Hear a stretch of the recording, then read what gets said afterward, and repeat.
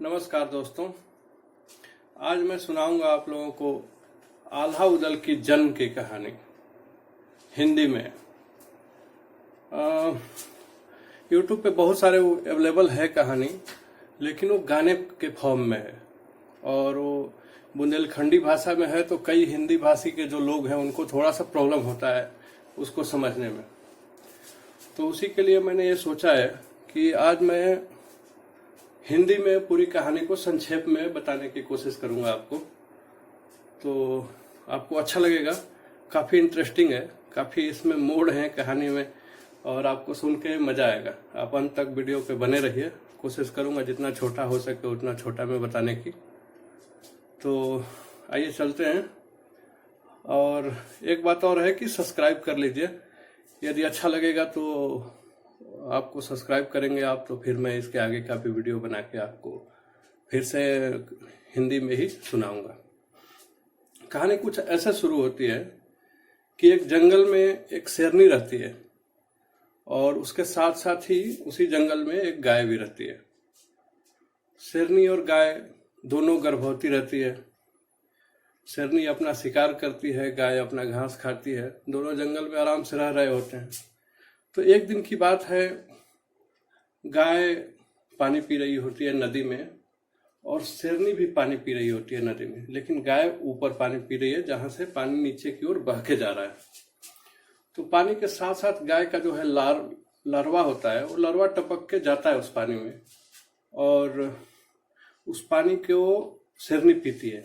लरवे का जो गाय का लार का टेस्ट है वो शेरनी को मिलता है। उसको सोचती है, वाह क्या टेस्ट है, ये किस जानवर का है, इस जानवर का ये जो लार इतना मीठा है, तो इसका जो मांस क्या होगा, कितना मांस इसका टेस्टी होगा, इसको जरूर देखना चाहिए। तो वो ऊपर देखती है और उसको वही गाय दिखती है, तो वो गाय को खाने के चक्कर में पड़ जाती है। अब इसके तब तक क्या होता है कि गाय का भी बच्चा होता है और शेरनी को भी बच्चा हो जाता है। गाय अपना जब घास खाने बाहर चली जाती है और शेरनी शिकार करने बाहर चली जाती है, तो ये बछड़े और शेर, जो शेर का बच्चा होता है, दोनों लोग साथ में खेलते हैं, साथ में बढ़ते हैं, साथ में पलते हैं और साथ में एंजॉय करते हैं। फिर एक शाम को अपना शेर गुफा में चला जाता है अपनी माँ के साथ और गाय अपने जंगल में कहीं साइड में हो जाती है।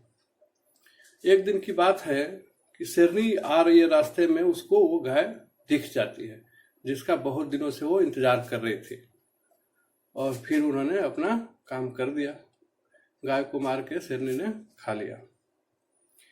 अब जब शेरनी खा ली गाय को और खा के घर पे आई, तो अपने बुलाई अपने शेर बच्चे को, बोली अब आज मेरा दूध बहुत है मेरे सीने में, आओ दूध पियो। तो बछड़ा शेर जो है वो बहुत मायूस रहता है, बहुत उदास होता है, बोलता है कि नहीं आज मैं दूध नहीं पीऊंगा। तो शेरनी पूछती है क्यों? तो शेर बताता है कि उसका जो दोस्त है बछड़ा, उसकी माँ गुम हो गई है कहीं और उसको खोजे बिना मैं दूध नहीं पीऊंगा, आप भी मेरा हेल्प करो। शेरनी को अचानक से पता चलता है कि उसने क्या कर दिया है, उसने उस गाय को मार दिया था। तो वो कहानी बताती है अपने बच्चे को, शेर को बताती है कि मेरे से भूल से ऐसा हो गया है, तो कोई बात नहीं, वो गाय है, हम लोग शेर हैं, तुम अपना काम करो, वो अपना काम करेगा। लेकिन शेर गुस्सा होता है और शेर बोलता है कि तुम यहाँ से मेरे सामने, मेरे आंखों के सामने से ओझल हो जाओ, मैं जैसे भी जीऊंगा जी लूंगा, मैं तुम्हारे साथ नहीं रहूंगा। और वो अपने बछड़े दोस्त के पास चला जाता है। शेर और बछड़ा दोनों साथ साथ रहने लगता है। शेरनी चली जाती है उसको छोड़ के कहीं। दोनों बड़े होते हैं, दोनों मजबूत होते हैं, साथ में खेलते हैं। समय बीतता जा रहा है। समय बीतने के साथ साथ अब जंगल में दूर शिकार करने जाना पड़ता है शेर को। तो शेर क्या करता है कि एक गले में उसके घंटा बांध देता है अपने बछड़े दोस्त पे कि यदि तुम पे कोई संकट आएगा, कोई तुम्हें परेशानी होगी, तो तुम घंटा को जोर जोर से हिलाना, और जोर जोर से जब हिलाओगे तो मैं दोस्त तुम्हारा हेल्प करने जरूर आऊंगा। तुम बस एक बार हिला के देखना, मैं जहां भी कहीं भी रहूंगा वहां से पहुंच जाऊंगा तुम्हारे पास। बोला ठीक है। उसके बछड़ा अपने गले में घंटी को बांध लेता है, शेर अपना शिकार करता है। एक दिन की बात है, ऐसे अनायास ही बछड़े को लगा कि चलो आज दोस्त को आजमाया जाए। उसने अपना बजाना शुरू किया घंटा। शेर को जब भनक पड़ती है कि उसका दोस्त कहीं खतरे में है तो चलता है, फिर वो जहां से भी है विद इन सेकेंड शेर पहुंच जाता है बछड़े के पास। पूछता है, क्या हुआ दोस्त, क्या हुआ, कौन सी संकट आ गई है तुम पे। तो बछड़ा हंसता है और बोलता है कि मित्र, ऐसा कुछ नहीं हुआ, हम तो बस तुम्हें आजमा रहे थे। तो शेर थोड़ा सा गुस्सा होता है, बोलता है देखो ऐसा नहीं करना, ऐसा मत करना, ये गलत बात है। लेकिन फिर उसको समझा के फिर अपना अपने काम में दोनों लग जाते हैं। अपना फिर एक घास खाना शुरू कर देता है, वो शिकार करने चला जाता है। जस्ट इसके थोड़े ही देर की बात ये है कि कुछ भीलों का झुंड उस जंगल में आता है शिकार करने के लिए, और शेर दूर जा चुका रहता है।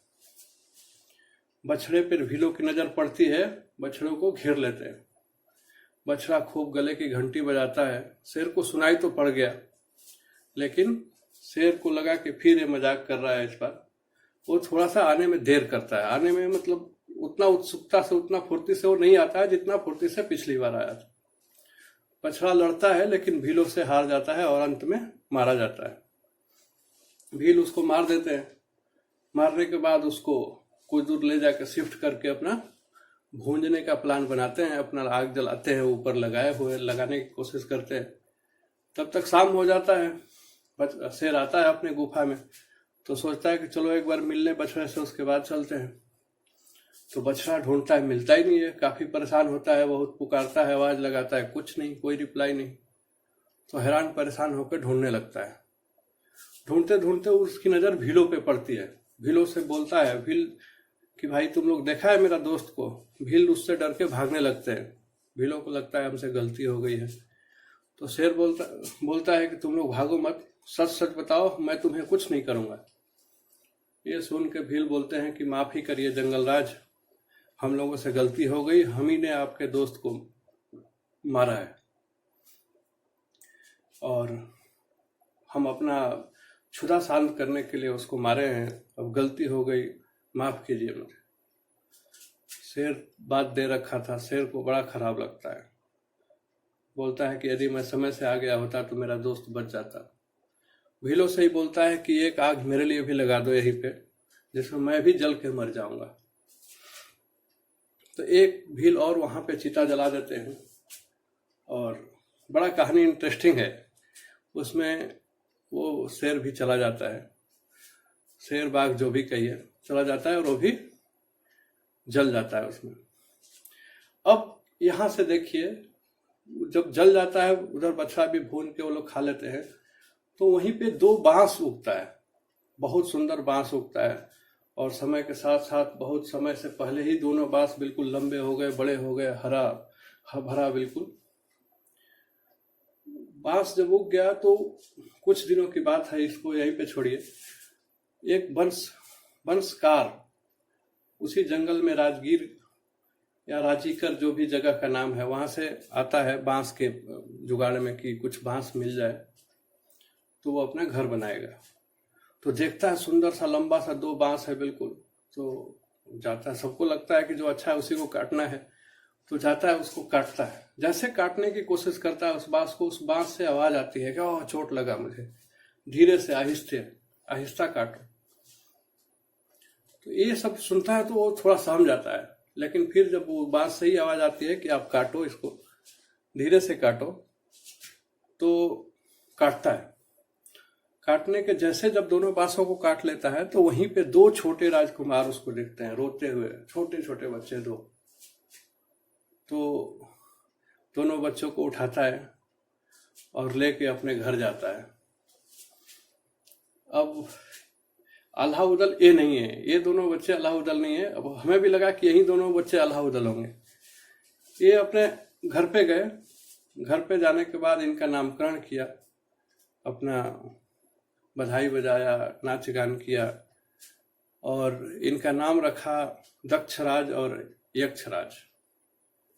दोनों बड़े हुए, काफी मजबूत हुए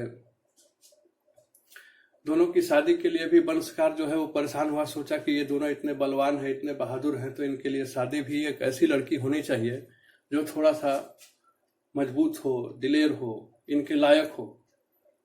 तो ऐसे ही खोजते खोजते उसकी नज़र दो लड़कियों पे पड़ती है, जैसा कि नाम आपको पता है, देवला और तिलका। एक का नाम रहता है तिलका और दूसरे का देवला। वो क्या देखता है कि एक दो साँड़ लड़ते रहते हैं, और वो लड़कियां पानी भरने जाती हैं, देखती हैं कि उनके रास्ते में दोनों साँड़ लड़ रहे हैं, तो दोनों के कान को पकड़ के हटा देती हैं। वो जो वंशकार होता है, जो दक्षराज और यक्षराज का पिताजी होता है, काफी परेशान होता है कि ये तो मैं भी नहीं कर सकता, बड़े बड़े वीर भी नहीं कर सकते, ये लड़कियां इतनी सुकुमार 16 साल 18 साल की उम्र में ऐसे इतना मजबूत हैं, इतना दिलेर हैं। तो उसी से शादी के लिए ठान लेता है। फिर वो लोग अपना थोड़ा बहुत शर्त रखती है कि हम शादी करेंगे तो इसको हराओ, उसको हराओ, पहलवानी में जीतो, जो भी होता है वो उसमें जीत जाते हैं यक्षराज और दक्षराज। जीतने के बाद दोनों की शादी होती है। साथ ही साथ उस वंशकार के लड़के दो और रहते हैं, तो टोटल उस घर में 4 लोग हो जाते हैं। शादी होती है, बड़े होते हैं दोनों। इसके समय के साथ साथ जो वंशकार होता है बूढ़ा होता है और मर जाता है। बूढ़ा के मरने के बाद घर में कलह होता है, तो अब सब लोग सोचता है कि अब बांट लिया जाए, अपना जो प्रॉपर्टी है उसको बांट लिया जाए और बांट के आराम से हंसी खुशी रहा जाए। तो बांटेगा कौन, अब ये सवाल आता है। तो इसी सवाल को ढूंढते हुए कोई बताता है कि जो मोहबे का राजा है, चंदेला राय, वो बड़ा ही ईमानदार है, बहुत ही समझदार है, ईमानदार है। वो आपकी इसको समस्या का समाधान तुरंत कर देगा, आप उसके संपर्क में जाइए। तो ये लोग प्लान बनाता है, अपना तेगा लेता है, घोड़े पे बैठता है और राजा चंदेला के पास जाने के लिए निकल जाता है। अब चंदेला राजा के पास जाते जाते इन लोगों को अंधेरा हो जाता है, शाम हो जाता है। जब दरवाजे पे पहुंचता है तो बोलता है कि हमें न्याय करना है, हमें राजा से मिलना है। तो जो प्रहरी होते हैं वो बोलते हैं कि अब तो अंधेरा हो गया, अब कचहरी बंद हो गई है, अब कल ही राजा से मिलना हो पाएगा, तो आप लोग चाहो तो लौट सकते हो, यदि दूर है तो आप लोगों के लिए शाला बनी हुई है, धर्मशाला, उसमें आप लोग रात्रि विश्राम करें और सुबह जाएं। सुबह अपना कचहरी में जाइए और राजा से अपना फरियाद लगाइए। तो बात इन लोगों को अच्छी लगती है कि हाँ, ये हमारे लायक बात है, ठीक बोल रहा है, इसको यही करते हैं। और रात्रि वहीं पे निकालने के लिए अपना धर्मशाला में चले जाते हैं। थोड़ा स्पीड से बताऊंगा क्योंकि टाइम बहुत ज़्यादा हो रहा है। तो सोते टाइम रात में क्या होता है कि एक जो चंदेला राज्य का दुश्मन होता है करिया राजा, वो अपनी फौज लेके रात को ही मध्य रात्रि में चढ़ाई कर देता है और प्रहरियों को मारना शुरू कर देता है। जब ये आवाज़ सुनाई देती है यक्षराज को, तो दक्षराज को जगाता है, बोलता है कि ये तो बड़ा घनघोर विपत्ति आ गई है, अब हमें ही कुछ करना पड़ेगा। तो दोनों अपना तेगा निकालते हैं, तलवार निकालते हैं और अकेले ही टूट पड़ते हैं पूरी सेना पे और रैन बैन कर देते हैं। जो शब्दों में लिखा है, बहुत सारा लड़ते हैं और सबको परास्त कर देते हैं, भगा देता है, करिया राजा भाग जाता है। फिर वो अपना घर में अपना जाके फिर विश्राम करने लगते हैं। जब सुबह चंदेला राय निकलते हैं तो देखते हैं घर में बाहर निकलते हैं तो कि दरवाजे पे ये खून का छींटा कैसे है। प्रहरियों से पूछते हैं तो प्रहरी अपना पूरी कहानी बताता है कि रात को करिया राजा अटैक किया था और ये 2 बहादुर हमारे पास थे, यक्षराज और दक्षराज, तो इन्होंने ही हमें बचाया है। राजा खूब प्रसन्न होते हैं, बुलाते हैं इनको और गले लगाते हैं और इनको अपने भाई बंधु के जैसा सम्मान देते हैं, दरबार में इनको आसन देते हैं दोनों का। वे देखिए कहाँ से अब भील थे कि कहाँ से आए और ये अब चंदेलों ने इनको आश्रय दिया, चंदेलों के बराबर का सम्मान दिया उन्होंने। बोला, पूछा कि उन्होंने उनका धन्यवाद दिया उनको कि आपके वजह से हम लोग आज सुरक्षित हैं, हमारा राज्य सुरक्षित है। और साथ ही साथ पूछा कि बताओ क्या प्रयोजन है तुम्हारा आने का, यहाँ पे क्यों आए हो उतना दूर से यहाँ पे। तो इन्होंने बताया अपना कि हम लोग अपना धन की हिस्सेदारी चाहते हैं, अपना बांटना चाहते हैं, तो आपसे हम लोग न्याय के लिए आए हैं कि आप हमारा हिस्सा बांट दें। राजा बहुत प्रसन्न होते हैं, बोलते हैं कि चलो हिस्सा तो बढ़ जाएगा, अब आपको यहीं पे नौकरी कीजिए, यहीं हम आपको सेना में रख लेंगे, सूबेदार बना देंगे और अपनी फैमिली लेके आ जाइए। बोला ठीक है, लेकिन हिस्सा भी बंटना जरूरी है। बोला राजा मान जाते हैं। राजा जाके खुद ही उनके घर पे हिस्सा बांटा देते हैं। और बांटने के बाद यक्षराज और दक्षराज दोनों की नौकरी मिल जाती है राज दरबार में। दोनों अपने सेना के कुछ प्रमुख हो जाते हैं, कुछ सेना इनके अंडर में दे दी जाती है।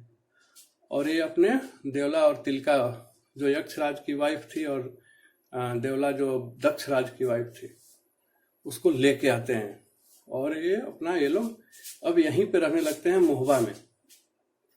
मोहबा में कुछ दिन समय बीतता है, घड़ी बीतता है। देवला तिलका प्रेग्नेंट होती हैं, और साथ ही मल्हाना रानी, चंदेला राय की जो वाइफ थी, जो मामा माहिल जो फेमस मामा हुआ है, उसकी वाइफ, उसकी बहन थी मल्हाना, तो वो भी प्रेग्नेंट होती है।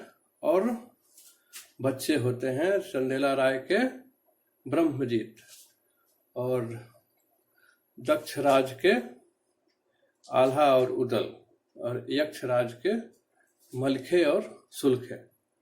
पांचों बच्चे बड़े होते हैं, खेलते हैं और बराबर का अधिकार पाते हैं, बराबर की इज्जत पाते हैं, बराबर के शक्तिशाली शारीरिक से भी होते हैं। तो दोस्तों, यहाँ पे मैं आज अलाउद्दीन की जन्म की कहानी को ख़त्म करता हूँ। बहुत लंबा कहानी है, इसके आगे अलाउद्दीन की शादी की कहानी है, उसके बाद मछला हरण है। तो ये सारी कहानियाँ यदि आपको सुनना है, आपको यदि अच्छा लग रहा है, या मेरा सुनाने का तरीका यदि आपको पसंद आता है, तो आप मेरे वीडियो को लाइक कीजिए, कमेंट बॉक्स में लिखिए और प्लीज़ सब्सक्राइब कीजिए, ताकि मोटिवेशन मिले मुझे। मैं बनाऊंगा आपके लिए वीडियो। धन्यवाद।